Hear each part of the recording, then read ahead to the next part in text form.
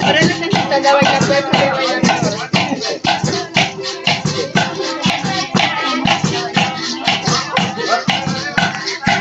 Yun.